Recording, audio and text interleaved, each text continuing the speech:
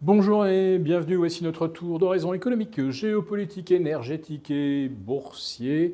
Nous sommes le jeudi 27 novembre et pour comprendre comment tourne une planète finance pas loin de la loi martiale, c'est sur l'inforruptible et nulle part ailleurs. Et la thématique du jour, ce sera Macron annonce la mobilisation, qu'est-ce qui vous attend ? Alors, manifestement, l'Élysée, peut-être McKinsey, ont décidé de dérouler le narratif belliciste jusqu'au bout.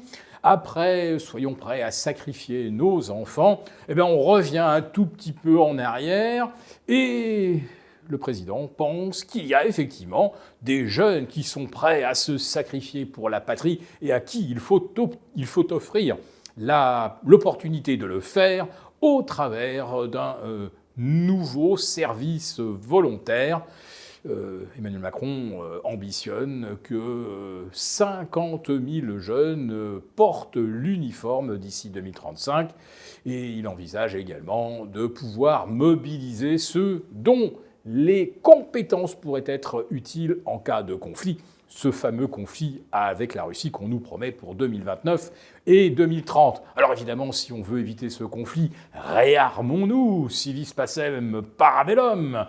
Investissons 800 milliards dans la défense et ainsi le vilain Poutine n'osera jamais nous attaquer et nous n'aurons pas besoin de sacrifier nos enfants. Il suffit juste de faire un chèque ou peut-être, si vous êtes très riche, de participer à un emprunt obligatoire dont le montant reste à déterminer, mais le chiffre de 6 milliards circule actuellement. Alors pour l'instant, ça aurait concerné les 20 000 contribuables les plus riches, mais si on se rend compte qu'ils font preuve de mauvaise volonté, peut-être qu'on ira chercher les 200 000 contribuables les plus riches, ou pourquoi pas les 2 millions.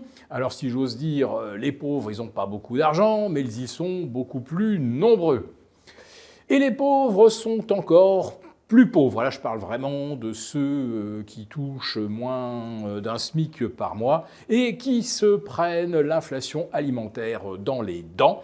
Et oui, c'est cela qui aujourd'hui commence à faire grincer et qui peut être un facteur de grogne sociale. On nous dit que l'inflation est sous contrôle, qu'elle a été domptée par la BCE, mais la réalité, c'est que les ménages à faible revenu voient leur fin de mois avancer de plus en plus tôt dans le mois. Et de plus en plus de ménages sont obligés de sauter des repas. Parfois, c'est 1 sur 3. Voilà, mais sinon, à part ça, l'inflation n'existe pas.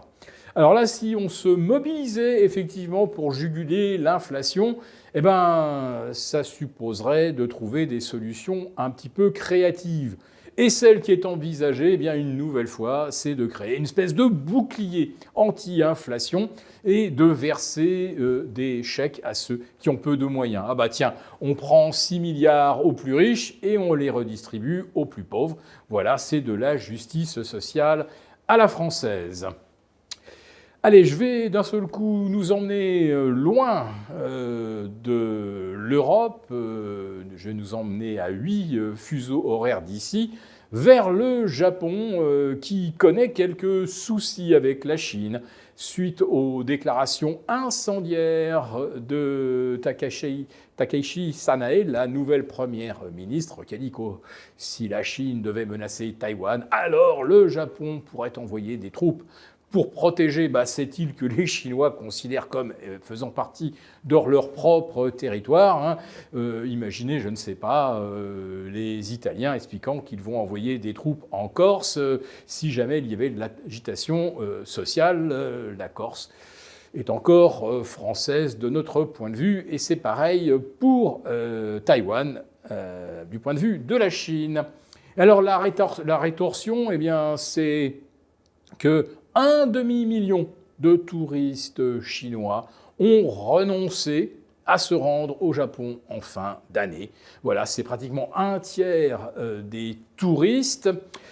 Et pourquoi je cite le cas du Japon? Tout simplement parce que si la France décide, enfin, Emmanuel Macron parvient à entraîner dans son sillage les autres pays européens dans une initiative de confiscation des avoirs russes, eh bien, très rapidement, tous les pays qui pourraient un jour craindre de voir leurs avoirs saisis pourraient retirer leurs billes d'Europe. Il existe plein de façons en réalité de riposter à une confiscation des avoirs.